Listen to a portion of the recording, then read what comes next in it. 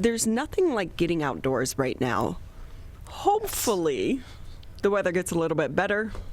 I know, 37. Only in Michigan can it be 70 on Tuesday and 38 on Thursday. Yeah, that's what we do here. I don't know why. I don't know why we put up with it, but we do. We love it.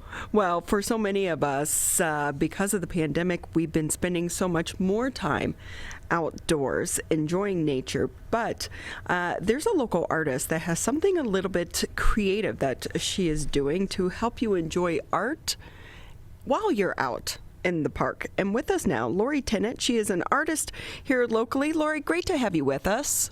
Thank you so much. Great to be here. Your work is absolutely amazing. For someone like myself, I can barely draw a stick figure. So when we see some of your amazing paintings, it's like, how is that possible? What's your background? So just to clarify, I'm a photographer. Oh, I thought you were a painter. No, and although the presentation kind of does look like a painting, these are actual photographs. No way! Yep. I do all these in my studio. So my background is I went to Center for Creative Studies in Detroit. I have a major in fine art photography, and I worked in the gallery business, and had a huge commercial studio for the past 30 years in Birmingham, doing events and all kinds of things. But my artwork has always been a practice of mine. And these are photographs, and like I said, they're shot in the studio. I will say that's incredible because I was on looking at some of your pictures and I just thought for sure they had to be paintings. I mean, how do you photograph the detail that you get? Well, the way I photograph, and I'm working with a lot of like botanists. I work with the people at Belle Isle and the Chicago Botanical Garden, Naples Botanical Garden, and I'm getting really interesting flowers. But they have to be cut and brought into the studio. So it's a very, macro kind of photography. That's why they're so detailed. And I love like Dutch painting and of course, George O'Keeffe, but I'm really interested in the architecture of the plants. So photographing them really close up and then blowing them up large. Most of my pieces are about 48 by 60 or 40 by 90. I mean, they're very large. What's it like to set up the lighting for your photographs? It's different for every plant because, see, these are all living, flowers or branches with flowers on them and stuff. So it varies all the time, but it's always fun to set it up. Interesting in itself. One of the things, though, so if the plants have to be brought into the studio, are you worried about keeping them looking fresh as you're photographing them with the heavy lights over top? Well, it's I don't always photograph them fresh. So if I love a different flower, I may have it sit around. So for instance, I had somebody send me overnight these beautiful magnolias from South Carolina. And I thought, okay, I'm going to get that perfect magnolia shot with the white bloom wide open. And it just wasn't happening for me. So I set it aside, which I have files and trays and shelves of things, and it dried for a while, and then it got this really beautiful coffee color, and that's when I photographed it. So nobody throws anything away here. I'm in my home studio now, but I have collections of all kinds of pine cones and branches, and I may use those later in a shot, so they may not be fresh. So what is your approach to trying to come up with the most artistic and view of the flower or the plant? Well, I guess it's easier to explain kind of how I got to putting these or planting these images back in the garden. I had my work in galleries, and it was behind glass and maybe, medium size, like 16 by 20 or something like that. But behind glass, you really weren't seeing the image, and they would travel around to galleries around the country, and they really weren't getting seen by everybody who appreciates nature. So I saw this show. Chihuly had a glass show in Arizona in the desert, and he had his sculptures right out with all the plants and the cactuses. And I thought, wow, to plant these images back in nature and be able to come up with a weatherproof kind of print so I could do that that's where this concept started. So I worked with different materials and finally got to printing these on aluminum. And so that these images on aluminum where they look like paintings are actually my original photographs, and those get planted out in the garden. So if it snows tomorrow, you can still go see this show. Just bundle up. That's beautiful. And again, my apologies because it does say photographer, but I was on your site looking at all your amazing work.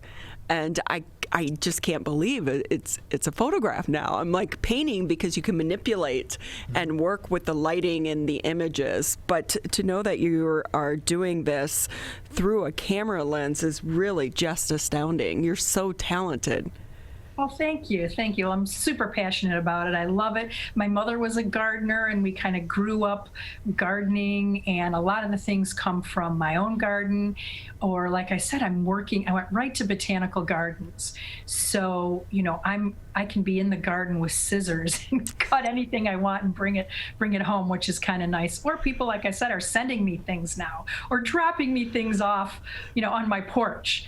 A lot of the garden clubs in the area I've spoken to and talked my work, and so now I'll get calls or texts. We left something on your porch to vote. We know you'll love it.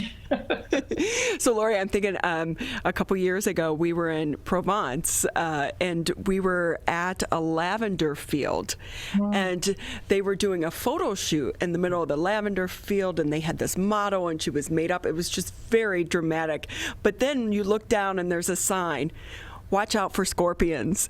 And I'm thinking, as you're out and you're, trying to get your inspiration from nature, have you ever had a situation where you've encountered other members of nature that you weren't so happy to see?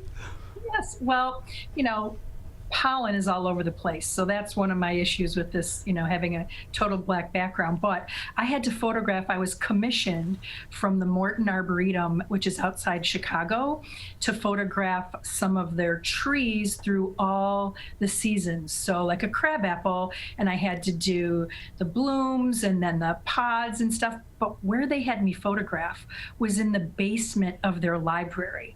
No internet, no nothing, and I'm taking these live branches downstairs, and I did get a spider bite. So we're very careful now to really kind of check the subjects before I bring them in.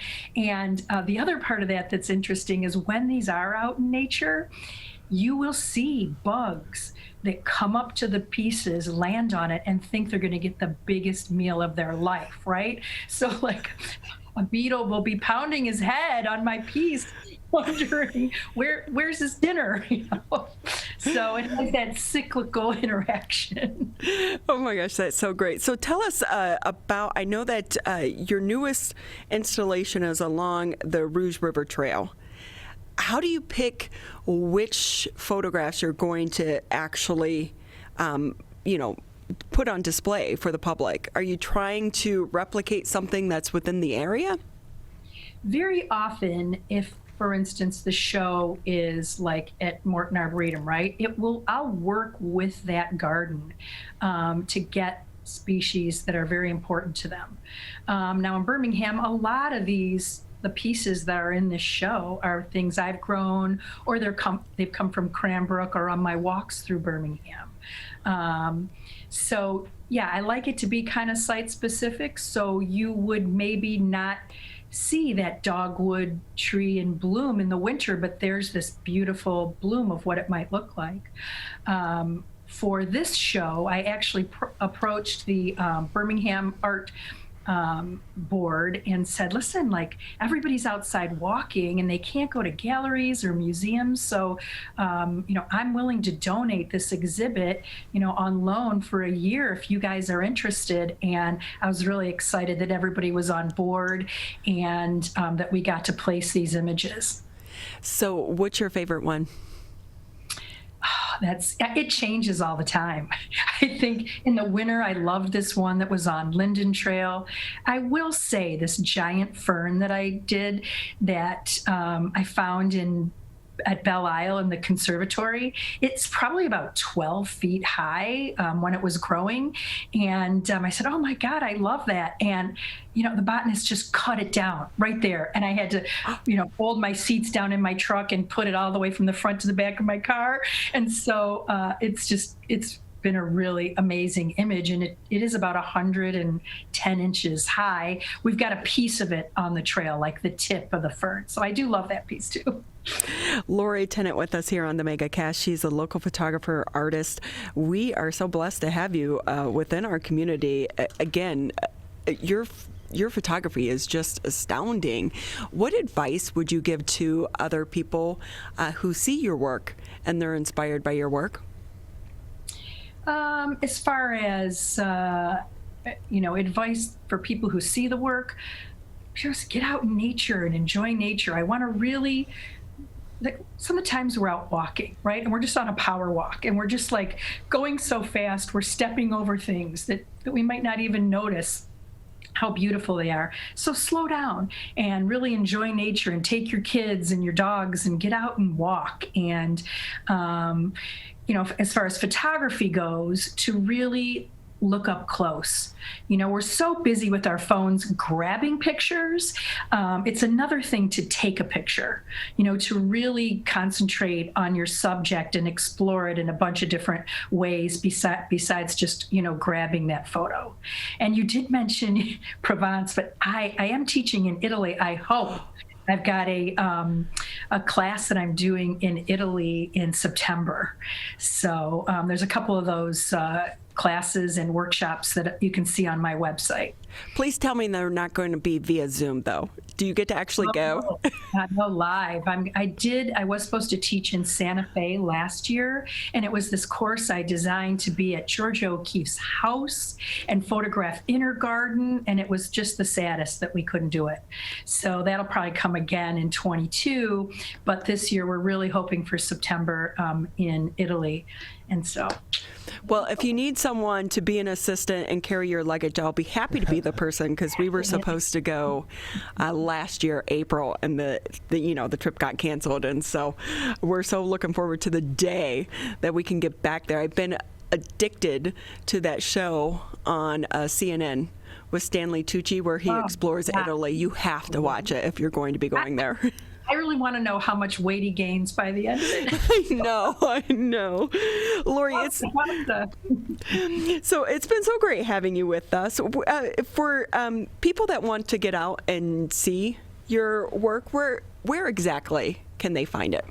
So the Rouge River Trail through Birmingham kind of starts in Linden Park, which is Southfield and Lincoln, and then it meanders through, goes across Maple, past Quarton Lake. Now, if you are driving down Maple through the city, you can see two of the pieces on either side of Maple, but then it goes around Quarton Lake and then through Booth Park.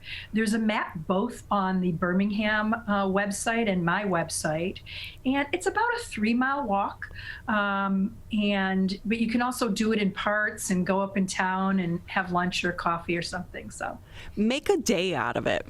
Yeah, absolutely. Well, Laurie, it's been so great having you with us. We're so lucky that you shared your time. Thank you again for being with us. Thank you so much for having me. Have a great day.